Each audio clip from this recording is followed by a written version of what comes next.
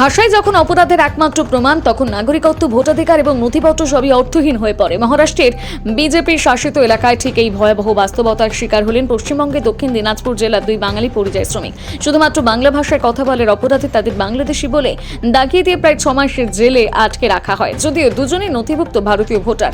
বালুরঘাট ব্লকের লক্ষ্মীপুর গ্রামের বাসিন্দা অসিত সরকার এবং গঙ্গারামপুর ব্লকের পুলিন্দা গ্রামের গৌতম বর্মন চলতি বছর এপ্রিল মাসে মুম্বাই সংলগ্ন ভিওয়ান্ডিতে গ্রেপ্তার হন। অভিযোগ, ভাষাগত প্রোফাইলের ভিত্তিতে মহারাষ্ট্র পুলিশ তাদের বিরুদ্ধে বিদেশি আইন প্রয়োগ করে এবং অবৈধ অনুপ্রবেশকারী হিসেবে অভিযুক্ত করে, একমাত্র কারণ তার বাংলা ভাষায় কথা বলতেন। পরবর্তী প্রায় 6 মাস ধরে থানায় জেলে বন্দী অবস্থায় চরম দুর্ভোগের মধ্যে কাটে তার দিন। এদিকে পরিবারগুলো একের পর এক প্রশাসনিক দপ্তরের দ্বারে দ্বারে ঘুরেও কোনো সুরাহা পাননি। নাগরিকত্বের প্রমাণ থাকা সত্ত্বেও শুধুমাত্র ভাষার ভিত্তিতে কারাবাস। এই ঘটনায় আবারও প্রশ্ন তুলে দিল ভারতীয় গণতন্ত্রে নাগরিক অধিকারের বাস্তব নিরাপত্তা নেই। পরিবারগুলোর দাবি, তারা কেন্দ্রীয় মন্ত্রী, স্থানীয় সাংসদ ডক্টর সুকান্ত মজুমদারের কাছে বারবার সাহায্যের আবেদন জানান, কিন্তু অভিযোগ শেষ পর্যন্ত সাংসদের তরফে কোনো সাড়া পাওয়া যায়নি। শেষ পর্যন্ত তৃণমূল কংগ্রেসের হস্তক্ষেপে আইনি লড়াইয়ে পথ খুলে যায়। রাজ্যসভার সাংসদ তথা পশ্চিমবঙ্গ পরিযায়ী শ্রমিক কল্যাণ পর্ষদের চেয়ারম্যান শামিরুল ইসলাম সহ দলের শীর্ষ নেতৃত্ব বিষয়টি সক্রিয় হন। আদালতে জমি সংক্রান্ত নথি, পরিচয়পত্র, বাসস্থানের প্রমাণ পেশ করা হয়। সবচেয়ে গুরুত্বপূর্ণ তথ্য ছিল অসিত সরকার এবং গৌতম বর্মনের নাম খসড়া ভোটার তালিকায় অন্তর্ভুক্ত, যা তাদের ভারতীয় ভোটার হওয়ার অকাট্য প্রমাণ। সব তথ্য খতিয়ে দেখে চলতি বছর নভেম্বর মাসে আদালত তাদের অন্তর্বর্তী জামিন মঞ্জুর করে। বাংলা ভাষায় কথা বলার কারণে মহারাষ্ট্রের ভিমান্ডিতে দুইজন বাঙালি পরিযায়ী শ্রমিক 6 মাস ধরে জেলে ছিলেন বলে তৃণমূলের পক্ষ থেকে অভিযোগ। এবং গতকাল অভিষেক ব্যানার্জি তাদেরকে তাদের নিজের বাড়িতে পাঠিয়ে দেওয়ার ব্যবস্থা করেছেন এবং আইনানুগ সমস্ত সহযোগিতা দেওয়ার চেষ্টা করেছেন। এবং অভিযোগ, তাদের মধ্যে একজন বিজেপির বুথ সভাপতি ছিলেন। তবুও সুকান্ত মজুমদারের কাছে বারবার যাওয়া সত্ত্বেও কোনো রকম সহযোগিতা পাননি। এই বিষয়ে আপনার প্রতিক্রিয়া? দুটো ব্যাপার এখানে, যে পশ্চিমবঙ্গ তথা পশ্চিমবঙ্গের বাইরের রাজ্যের যে কোনো লোক বাংলা ভাষায় কথা বলার অপরাধে আমরা দেখেছি বিগত কিছুদিন যাবৎ তাদের উপর নানা রকম অত্যাচার করছে। শেষ পর্যন্ত ভারতবর্ষের যে বৈদেশিক আইন আছে, আমাদের এই জেলার দুইজনকে বৈদেশিক আইনে কোর্টে পাঠানো হয়েছিল। তাদের যে আইনি সাহায্য তৃণমূল কংগ্রেসের তরফ থেকে গেছে। তৃণমূল কংগ্রেস বাংলার মানুষের পাশে, কে কোন দল করে সেটা নয়, আমাদের সেনাপতি অভিষেক বন্দ্যোপাধ্যায়ের নির্দেশে আইনি সাহায্যের মাধ্যমে তারা মুক্তি পেয়েছেন জেল থেকে। সে কারণে অভিষেক বন্দ্যোপাধ্যায় তাদের সঙ্গে দেখা করেছেন বা তাদেরকে আশ্বাস দিয়েছেন, সব রকম সহযোগিতার আশ্বাস দিয়েছেন। আর এক্ষেত্রে বিজেপি মুখে কুলু পেতে দিয়েছেন। আমাদের এখানে মাননীয় সাংসদ, তিনি বাংলার সাংসদ, এই জেলার সাংসদ, বালুরঘাট লোকসভার সাংসদ হওয়া সত্ত্বেও, বালুরঘাটের এই জেলায় দক্ষিণ দিনাজপুর জেলার মানুষ হওয়া সত্ত্বেও তাদের পাশে আইনি সাহায্যে দূরের কথা তাদের পাশে দাঁড়াবার কথাও চিন্তা করেনি। এতেই বোঝা যায় যে বাংলা ভাষায় কথা বলার মানুষের পাশে বিজেপি নেই, বাংলার পাশে বিজেপি নেই। বাংলা ভাষায় কথা বলার কারণে বাঙালিদের যে এই ধরনের সমস্যার সম্মুখীন হতে হচ্ছে গোটা দেশ জুড়ে, বিশেষত বিজেপি শাসিত রাজ্যে, এই বিষয়ে যে সমস্যাগুলো তৈরি হচ্ছে, আপনারা দলীয়ভাবে সেটাকে কিভাবে দেখছেন? না, আমরা দলীয়ভাবে তো আমরা আন্দোলন করছি বা করেছি। পাশাপাশি আমাদের রাজ্য সরকার সর্বত্রভাবে কেন্দ্রীয় সরকারের দৃষ্টি আকর্ষণ করেছেন এবং কেন্দ্রীয় সরকারের সঙ্গে কথাবার্তা পর্যন্ত বলেছেন। তথাপি কোনো সুরাহার রাস্তা খুঁজে আমরা পাইনি।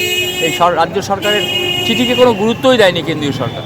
সুতরাং বিজেপি শাসিত রাজ্যগুলোতে বাংলা ভাষায় কথা বলার মতে এই বাঙালিদের উপর যে অত্যাচার হচ্ছে, আমরা ধিক্কার জানাই। এবং আমরা পাশাপাশি এটাও বলছি যে বাংলা ভাষায় কথা বলার অপরাধে ভিন্ন রাজ্যে যারা অত্যাচারিত হচ্ছেন তাদের পাশে তৃণমূল কংগ্রেস আছেন, তৃণমূল কংগ্রেসের সেনাপতি আছেন, তৃণমূল কংগ্রেসের সর্বস্তরের কর্মীরা তাদের পাশে আছেন। আপনার নাম? আমার নাম সুভাষ চাকি, বালুরঘাট শহর তৃণমূল কংগ্রেসের সভাপতি। আইনানুগ সহযোগিতা করা হবে, এই বিষয়ে আপনার প্রতিক্রিয়া? দেখুন, যারা বাঙালি পরিযায়ী শ্রমিক ভারতবর্ষের বিভিন্ন প্রান্তে আছে বা ছিল, এরকম সংখ্যা কোটি লক্ষ নয়, কয়েক কোটি। পশ্চিমবাংলায় যেহেতু কাজ নেই, বাইরে কাজ করতে গিয়েছে। এর আগে তৃণমূল একটা ন্যারেটিভ তৈরি করার চেষ্টা করেছে বরাবরই, যে বাইরে নাকি বাঙালিদের ওপর অত্যাচার হয়, এরকম একটা ন্যারেটিভ। এটা ওদের পার্টির এজেন্ডা এবং ইলেকশনের একটা এজেন্ডা। তো ওরা এরকম কিছু খুঁজে পায় না যখন, তখন বিভিন্ন একটা ইস্যুকে সামনে রেখে যাদের নাম বলা হচ্ছে, এরকম শয়ে শয়ে লোককে আমরা যখন বিভিন্নভাবে বিভ্রান্ত করা হচ্ছিল, সেই সময় লোকগুলোকে আনার ব্যবস্থা, এই ব্যবস্থা আমরা করেছি। এই যে যাদের নাম বলা হচ্ছে তাদের পক্ষ থেকেও আমাদের হয়তো সেইভাবে যোগাযোগ করে আনার কথা আমরা বলেছি বা চেষ্টা করেছি। এখন তৃণমূল জানেন তো কি পরিস্থিতি আছে, যে একটা ন্যারেটিভের ওপর এরা ইলেকশন করাতে চাইছে। এই ইলেকশন যেহেতু সুকান্ত মজুমদারের জেলা, দক্ষিণ দিনাজপুর তৃণমূল প্রায় এখানে শেষের দিকে, তাদের সাংগঠনিক ভিত বলুক বা অন্যান্য বিষয়গুলো যখন শেষ জায়গায় পৌঁছে গেছে, তখন আর কিছু না পেয়ে এইরকম বিভিন্ন গল্প ওরা তৈরি করার চেষ্টা করে। পশ্চিমবাংলা এবং দক্ষিণ দিনাজপুরে বাঙালিরা জানে যে তৃণমূল কিভাবে আর এই বাঙালিদের ওপর অত্যাচার করেছে। এই গ্রামে গঞ্জে যেভাবে এখনো রীতিমতন অত্যাচার চলছে, কর্মসংস্থানের জন্য বাঙালিকে বাইরের রাজ্যে ছুটে যেতে হবে। তো এই ন্যারেটিভ সৃষ্টি করে ভোটের সময় এগুলো প্রচার করে কোনো লাভ হবে না। ভারতীয় জনতা পার্টি জনগণের সঙ্গে আছে, বাঙালিদের সঙ্গে ছিল, আছে, থাকবে, এবং এই 2026 সালে দক্ষিণ দিনাজপুর এবং পশ্চিমবঙ্গ থেকে তৃণমূল বিদায় নেই, এটা নিশ্চিত হয়ে গেছে। তো এগুলো কোনো বিষয় না, এগুলো বিক্ষিপ্ত ঘটনাকে ওরা একটা মাইলেজ তৈরি করার চেষ্টা করছে। দুজনের মধ্যে একজনকে দাবি করা হচ্ছে যে আপনাদের বিজেপির বুথ সভাপতি ছিলেন। আপনার কাছে তেমন কি না, আমার কাছে সেই অর্থে সেরকম কোনো খবর নেই। এখন পার্টিতে দেখুন কখন কোন সময় কে থাকে। আজকে যে তৃণমূল বলছে, একসময় তৃণমূল সে অর্থে ছিল না, তারা হয় বামফ্রন্ট থেকে এসছে বা সেইভাবে তৃণমূল সম্পৃক্ত হয়েছে। তো এরকম কে কোন দিকে মাঝে মাঝে যায় আসে, সেটা তো গতিশীল একটা প্রবাহমান প্রক্রিয়া। সেটা নিয়ে আমাদের কাছে সেই অর্থে খোঁজ খবর নেই, এটা শুনে জানতে হবে যে এরকম কোনো বিষয় আছে কিনা। তৃণমূল যে দাবি করছে পরিযায়ী শ্রমিকদের অভিষেক ব্যানার্জির নেতৃত্বে আইনানুগ সহযোগিতা দেওয়ার ফলে তারা মুক্তি পেয়েছেন মহারাষ্ট্র থেকে। অভিষেক ব্যানার্জির কাছে আমার প্রশ্ন, এবং মমতা বন্দ্যোপাধ্যায়ের কাছে এই প্রশ্নটা আপনারা পৌঁছে দিন। যখন করোনা গোটা ভারতবর্ষ তথা পশ্চিমবঙ্গে চলছিল, তখন এই পরিযায়ী শ্রমিকরা বাড়ি আসতে চেয়েছিল। মমতা বন্দ্যোপাধ্যায়, অভিষেক বন্দ্যোপাধ্যায় বলেছিলেন যে করোনা এক্সপ্রেস আসছে। লজ্জা হয় না তাদের? যখন মানুষ বিপদে থাকে তখন করোনা এক্সপ্রেসের কথা বলা হচ্ছে, আর এখন পরিযায়ী দরদি দেখা হচ্ছে।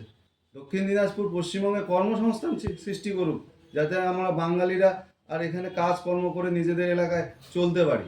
সেটা না তৈরি করে শুধু ন্যারেটিভ তৈরি করে ইলেকশন জেতানো, অভিষেক বন্দ্যোপাধ্যায়ের মতন ব্যক্তিকে ভাবতে হচ্ছে যে দক্ষিণ দিনাজপুরে কোন জায়গায় কোন পরিযায় কোথায় গিয়েছে সেটা ভাবতে হচ্ছে। তার মানে ওনাদের লক্ষ্য যে তৃণমূল আগামী দিনে থাকবে না। কেন, যেহেতু বালুরঘাট লোকসভার সাংসদ, তাদের